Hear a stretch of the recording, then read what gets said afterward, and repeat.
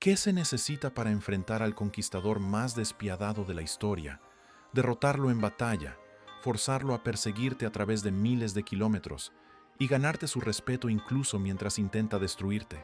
¿Qué tipo de coraje, habilidad militar y pura terquedad se requieren para ser el único hombre que Genghis Khan persiguió personalmente durante años, el único comandante que le infligió una de sus peores derrotas, el único enemigo que escapó de sus manos repetidamente y vivió para seguir luchando?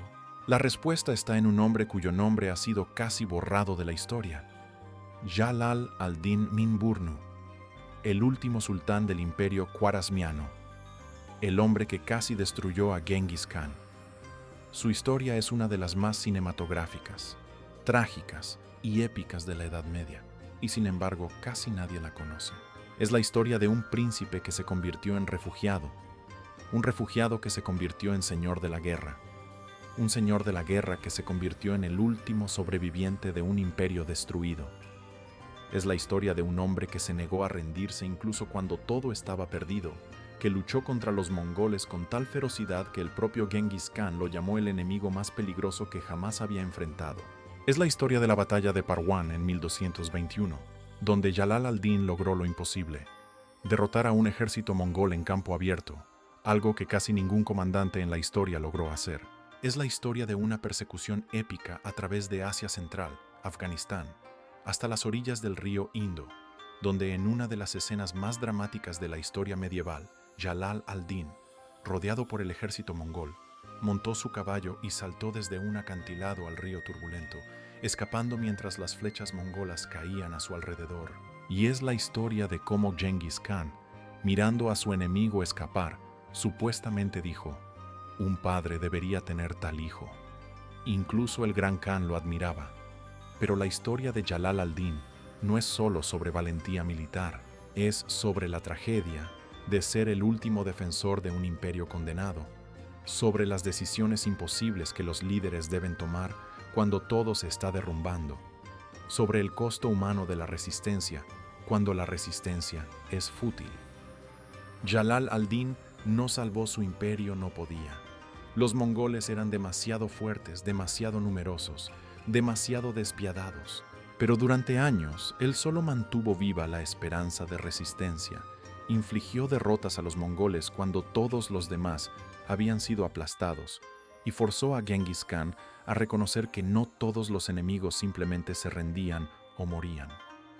Esta es la historia del hombre que casi destruyó a Genghis Khan, y por qué su nombre merece ser recordado.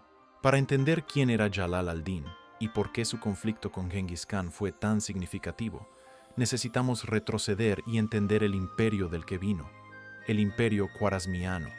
A principios del siglo XIII, el imperio khwarasmiano era una de las potencias más grandes de Asia Central, controlando vastos territorios que incluían lo que hoy es Uzbekistán, Turkmenistán, Irán, partes de Afganistán y tierras hasta el sur de Pakistán moderno.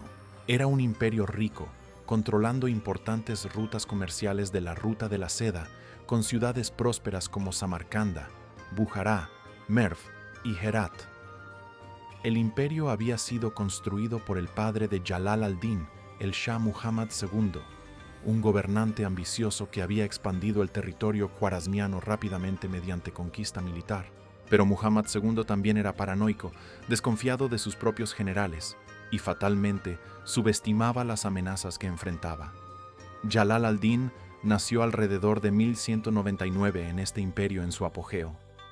Era el hijo mayor de Muhammad II y fue criado como príncipe heredero, educado en las artes de la guerra, la administración y la cultura islámica.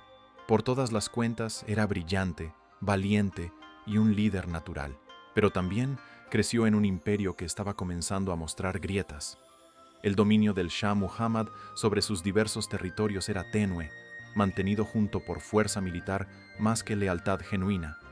Y en el este, una nueva amenaza estaba surgiendo: los mongoles. En 1218, Genghis Khan controlaba un imperio que se extendía desde el norte de China hasta las estepas de Asia Central. Había unificado las tribus mongolas, conquistado el norte de China y ahora buscaba hacia el oeste. Inicialmente, Gengis no quería guerra con los khwarasmianos. Envió una caravana comercial con embajadores, buscando establecer relaciones comerciales. Pero el gobernador de la ciudad fronteriza de Otrar, un idiota llamado Inalchuk, que era tío del Shah Muhammad, acusó a los mercaderes de ser espías mongoles, los arrestó y los ejecutó, confiscando sus bienes. Cuando Genghis Khan se enteró, envió emisarios exigiendo que Inalchuk fuera entregado para castigo. El Shah Muhammad, en lugar de reconocer el error y apaciguar a Genghis, ejecutó a uno de los emisarios y envió a los otros de vuelta desfigurados con las barbas afeitadas, un insulto grave en la cultura mongola y musulmana. Esto fue un error catastrófico. Genghis Khan tomó esto como una declaración de guerra, y cuando Genghis iba a la guerra, no se detenía hasta que el enemigo fuera completamente destruido. En 1219, el ejército mongol invadió el imperio khwarasmiano. Lo que siguió fue una de las campañas militares más devastadoras de la historia. Los mongoles, con alrededor de 100.000 a 150.000 soldados, se enfrentaban a un imperio khwarasmiano con poblaciones de millones y ejércitos que supuestamente sumaban 400.000, pero los números no importaron. La estrategia de Genghis era brutal y efectiva. Movilidad rápida, guerra psicológica y destrucción total de cualquier ciudad que resistiera. Sus generales Subutai, Yebe y otros eran los mejores comandantes militares de su época. Dividieron sus fuerzas, atacaron múltiples ciudades simultáneamente y usaron tácticas de engaño para confundir a los khwarasmianos. El Shah Muhammad cometió un error crítico. En lugar de concentrar sus fuerzas para una batalla decisiva, las dispersó en guarniciones que defendían ciudades individuales. Esto significaba que los mongoles podían derrotar cada guarnición por separado, una por una. Ciudad tras ciudad cayó. Bujará fue sitiada y capturada, su población masacrada o esclavizada. Samarcanda, una de las ciudades más grandes y ricas de Asia Central, cayó después de solo unos días de asedio. La matanza fue inmensa, decenas de miles ejecutados, las pirámides de cráneos dejadas como advertencia. Merv, la ciudad más grande del mundo en ese momento, con una población estimada de 1 millón, fue destruida tan completamente que nunca se recuperó. Prácticamente toda su población fue asesinada. El Shah Muhammad, en pánico, huyó. Abandonó a su ejército, a su familia, a su imperio, y corrió hacia el oeste con los generales mongoles Subutai y Jebe persiguiéndolo. Lo persiguieron a través de Irán, destruyendo ciudades en el camino. Muhammad finalmente escapó a una isla en el mar Caspio donde murió, posiblemente de pleurisía, posiblemente por pura desesperación, en 1220. Su imperio colapsó en menos de 2 años. Pero mientras su padre huía, Jalal al-Din no lo hizo. Cuando Muhammad huyó, dejó a Jalal al-Din para lidiar con el caos. Jalal al-Din tenía alrededor de 20 años, joven pero ya probado en batalla. Se negó a rendirse. En cambio, comenzó a reunir los restos del ejército khwarasmiano, reuniendo a los sobrevivientes, reclutando nuevas fuerzas de las regiones que aún no habían caído. No tenía la autoridad formal, su padre estaba vivo pero ausente.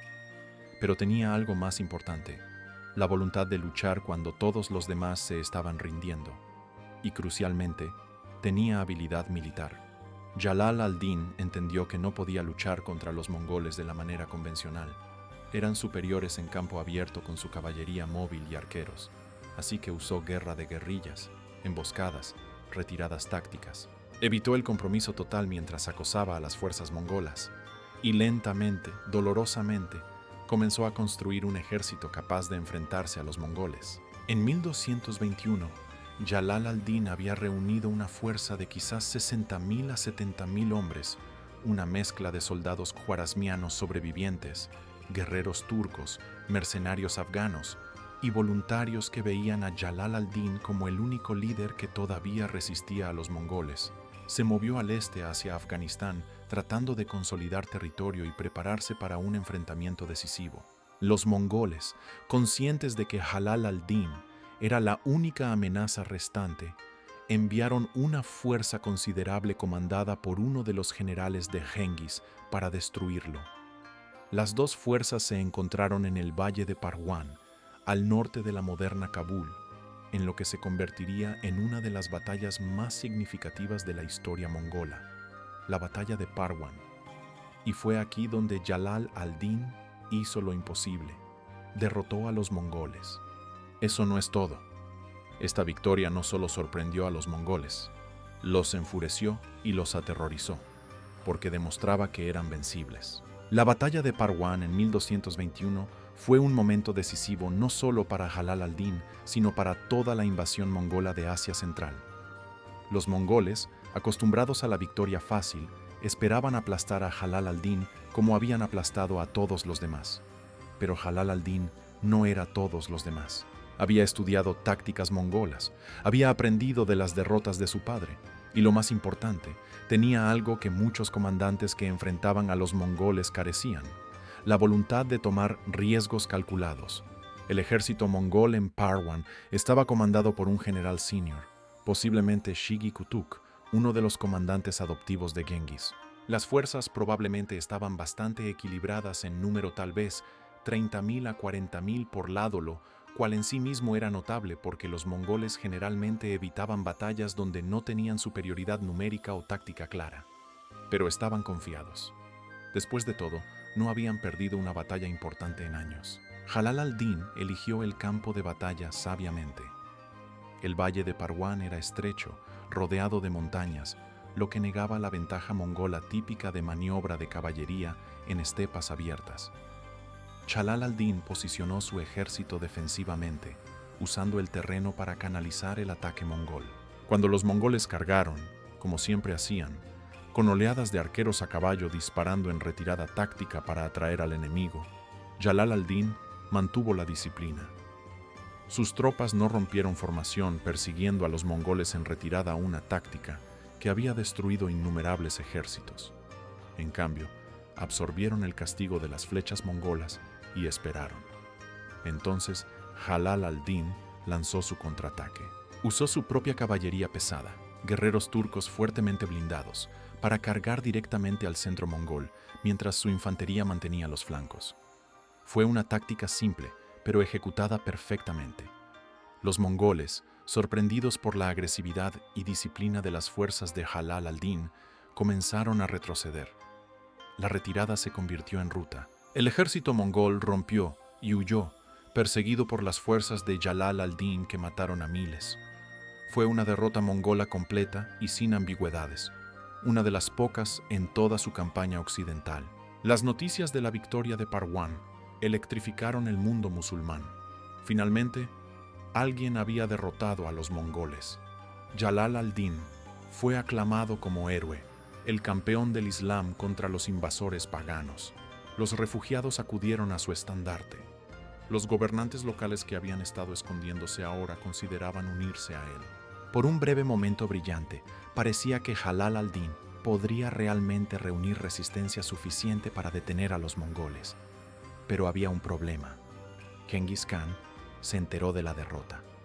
Y Genghis no toleraba la derrota. Cuando las noticias de Parwan llegaron a Genghis, quien estaba más al norte asediando otras ciudades, supuestamente se enfureció tanto que juró personalmente destruir a Jalal al-Din. Esto fue sin precedentes. Genghis generalmente dejaba campañas a sus generales. Solo intervenía personalmente para objetivos de prioridad más alta. Que trajera su ejército principal para enfrentar a Jalal al-Din fue la mayor medida de cuán seriamente veía la amenaza. También fue la sentencia de muerte de Jalal al-Din, porque no había escapatoria de Genghis Khan cuando había decidido personalmente destruirte. Pero antes de que Genghis llegara, el ejército de Jalal al-Din comenzó a desmoronarse desde adentro. El problema era composición. Su ejército era una coalición de diferentes grupos étnicos y tribales khwarasmianos, turcos, afganos, persas, que tenían sus propias agendas y rivalidades. Después de Parwan, en lugar de unirse, comenzaron a pelearse sobre botín, estrategia y liderazgo. Jalal al-Din, joven y sin la autoridad de su padre, luchó por mantenerlos unidos. Luego llegaron noticias peores. Su madre y familia, que había dejado en la ciudad de Ghazni para seguridad, habían sido capturadas por un gobernador local rival que las entregó a los mongoles. Esto fue devastador personalmente, pero también estratégicamente porque significaba que Jalal al-Din no tenía base segura, ningún lugar al que retirarse. Estaba atrapado entre el ejército mongol principal que venía del norte y territorio hostil en todas las otras direcciones. Hizo la única elección que podía. Se retiró hacia el sur, hacia la actual Afganistán, con la esperanza de llegar a la India donde podría encontrar refugio o aliados. Genghis Khan lo persiguió. Con quizás 50.000 tropas de élite, Genghis marchó hacia el sur a través del duro terreno afgano, destruyendo cualquier ciudad o aldea que pudiera dar refugio a Jalal al-Din. La persecución fue despiadada. Los mongoles se movían rápido, viviendo de la tierra, quemando todo detrás de ellos. El ejército de Jalal al-Din se estaba desintegrando bajo la presión. Los hombres desertaban o morían de agotamiento. La comida era escasa. El camino estaba bordeado de cadáveres de aquellos que no podían seguir el ritmo. Para finales de 1221, Jalal al-Din había llegado al río Indo con solo una fracción de su ejército original, tal vez 20.000 hombres, muchos heridos o hambrientos. Y allí, en la orilla del río, el ejército mongol los alcanzó. Jalal al-Din se dio cuenta de que estaba atrapado. El río a su espalda era ancho, profundo, turbulento, imposible de cruzar con un ejército. Delante de él estaba Genghis Khan con una fuerza superior. Podía luchar y morir, o podía rendirse. Jalal al-Din eligió luchar. La batalla que siguió en las orillas del Indo fue brutal. Las fuerzas de Jalal al-Din, desesperadas, lucharon con ferocidad suicida. Sabían que no había retirada, no había rendición. Los mongoles no tomaban prisioneros de ejércitos que resistían hasta el final, pero estaban superados en número y rodeados. Lentamente, inexorablemente, fueron empujados hacia el río. Los guerreros de Jalal al-Din fueron masacrados por miles. La orilla del río se convirtió en matadero. Y entonces, Jalal al-Din, viendo que todo estaba perdido, tomó una decisión que se convertiría en leyenda.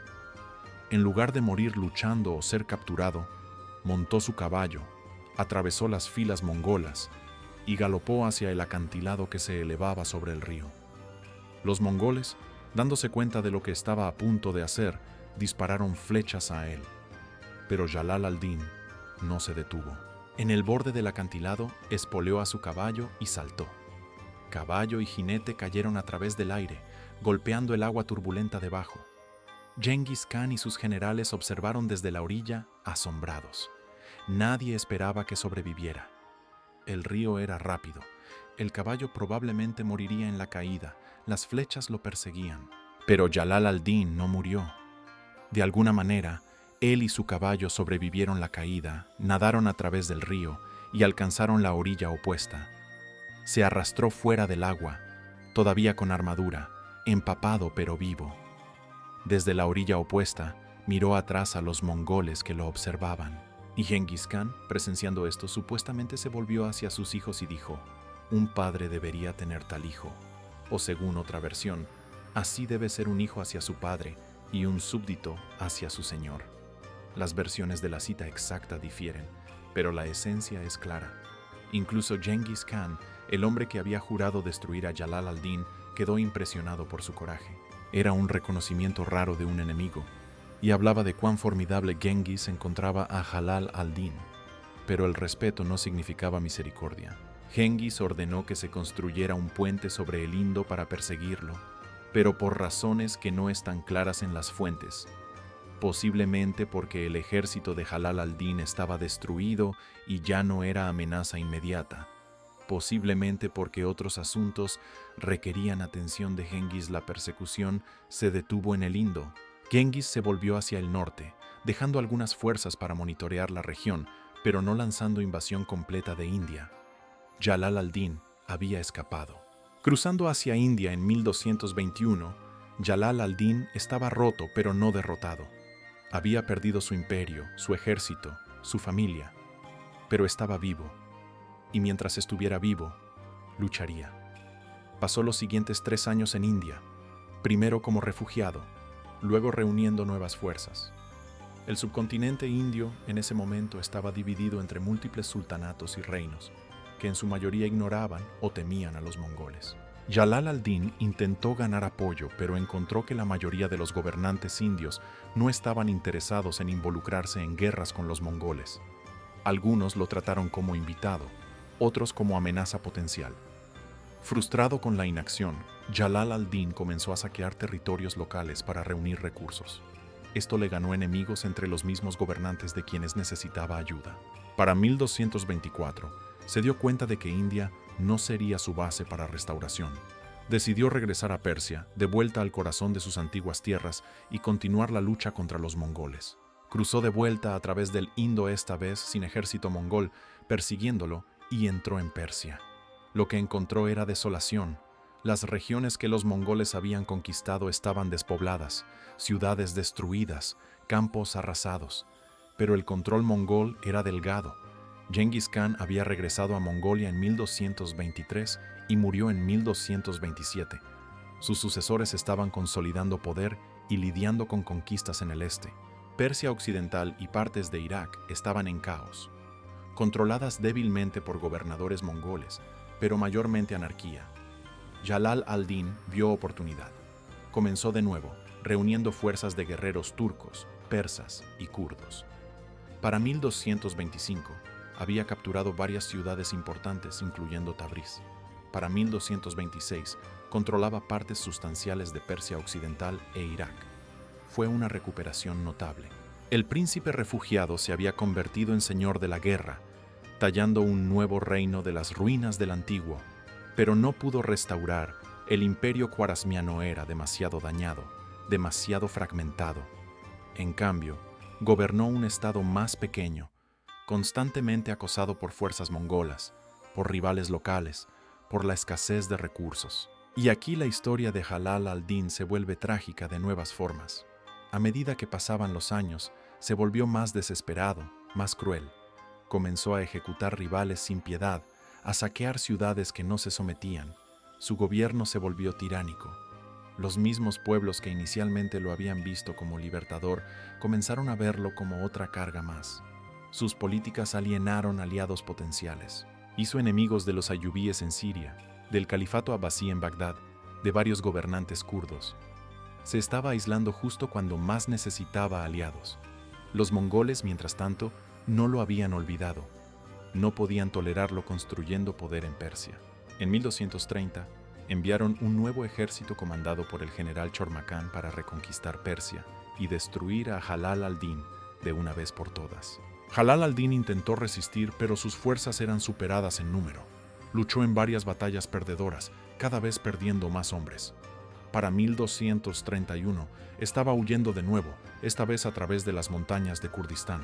En agosto de 1231, en algún lugar de las montañas entre Turquía moderna e Irak, Jalal al-Din fue emboscado por bandidos kurdos o posiblemente asesinos enviados por uno de los muchos enemigos que había hecho. Diferentes fuentes dan cuentas diferentes de su muerte.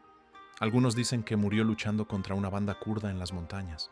Otros dicen que fue asesinado por órdenes de un gobernador local. Una fuente afirma que fue encontrado solo, escondido en una cueva y ejecutado. Lo que es claro es que murió violentamente, lejos de su hogar, abandonado por todos excepto unos pocos seguidores leales. Tenía alrededor de 32 años. Había pasado más de una década luchando contra los mongoles. Había logrado lo que casi ningún otro comandante logró, derrotarlos en batalla, y sin embargo murió derrotado, exiliado, cazado. Su cuerpo nunca fue enterrado apropiadamente. No hay tumba marcada, no hay monumento. El último sultán del imperio khwarasmiano desapareció en las montañas, y con él la última resistencia organizada seria a la conquista mongola de Persia. Entonces, ¿por qué la historia de Jalal al-Din importa? Porque representa algo fundamental sobre resistencia, tragedia y el costo de negarse a rendirse. Jalal al-Din no salvó su imperio, no podía. Los mongoles eran demasiado poderosos, demasiado bien organizados, demasiado despiadados. Pero por más de una década, él solo mantuvo viva la esperanza de que los mongoles podían ser derrotados. Demostró en Parwan que no eran invencibles. Demostró que con liderazgo correcto, táctica correcta y suficiente coraje, incluso los mongoles podían ser derrotados. ¿Cambió esto el resultado de la conquista mongola? No. Los mongoles seguirían conquistando vastos territorios por generaciones, pero demostró que no eran dioses, que podían sangrar, que podían perder, y ese conocimiento importó. Después de Jalal al-Din, otros líderes estudiarían sus tácticas, tratarían de replicar su éxito. Los mamelucos en Egipto eventualmente detendrían la expansión mongola en 1260 en la batalla de Ain Jalut, usando algunas de las mismas tácticas que Jalal al-Din había usado: terreno defensivo, carga de caballería pesada, disciplina contra retiradas fingidas mongolas. La tragedia de Jalal al-Din es que entendió demasiado tarde que resistencia militar por sí sola no era suficiente. Necesitaba construir alianzas, consolidar apoyo popular, crear instituciones estables. En cambio, se convirtió en señor de la guerra perpetuo, siempre luchando, nunca construyendo. Su crueldad creciente en años posteriores, ejecutando rivales, saqueando ciudades, alienando aliados, revela cómo años de guerra desesperada lo transformaron de príncipe noble en tirano despiadado. La guerra lo corrompió, como lo hace a tantos. Pero nada de esto disminuye su logro fundamental. Fue el hombre que derrotó a los mongoles, el hombre que forzó a Genghis Khan a perseguirlo personalmente a través de Asia, el hombre que saltó un acantilado antes que rendirse, el hombre que incluso derrotado se negó a dejar de luchar. Genghis Khan enfrentó muchos enemigos durante su vida. Destruyó imperios, masacró ciudades, conquistó desde China hasta Europa del Este. Pero de todos sus enemigos, Jalal al-Din fue el que lo forzó a trabajar más duro, el que le infligió una de sus peores derrotas, el que ganó su respeto. La cita atribuida a Genghis, un padre debería tener tal hijo, es extraordinaria porque muestra que incluso el conquistador más despiadado de la historia reconocía verdadero coraje cuando lo veía. La historia ha sido en gran medida injusta con Jalal al-Din.